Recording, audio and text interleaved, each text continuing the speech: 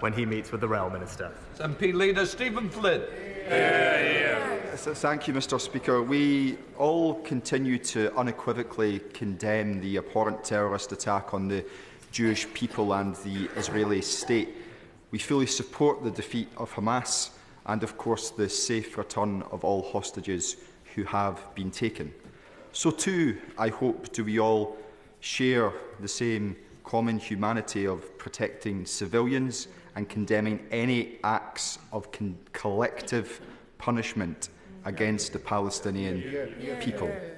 In that regard, many of the images emanating from Gaza in recent days will shock us all to the core. So can I ask the Prime Minister, will he join with us on these benches and call for an immediate ceasefire in the region?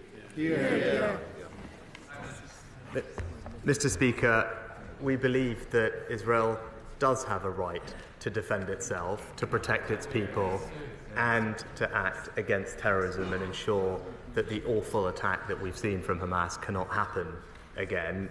And unlike Hamas, the Israelis, including the President, have made it clear that their armed forces will operate in accordance with international law, and we will continue to urge the Israelis to take every precaution to avoid harming civilians. Stephen Flynn. Mr. Speaker, my ask for a ceasefire is done with all sincerity to protect civilians, but also to ensure that we have the safe creation of humanitarian corridors. Humanitarian corridors which will allow for food, for water and for vital medicines to get into Gaza, but also for innocent civilians caught up in this terrible conflict to flee. In respect of those who wish to flee, can I ask the Prime Minister what early consideration, if any, his government has given to the creation of a refugee resettlement scheme akin to that previously put in place for Syrian nationals, Afghani nationals and, of course, Ukrainian nationals? Mr. Speaker, I'm proud that we are already one of the most significant contributors to the United Nations efforts to support Palestinian refugees, and our funding supports around 5.8 million refugees annually. And on Monday we announced a significant increase in our funding of aid to the region, including to the UN, to support refugees.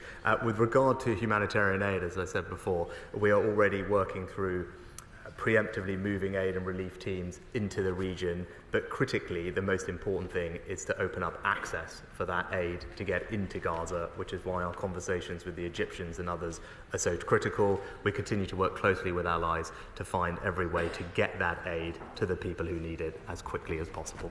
Stephen Crabb. Thank you, Mr. Speaker.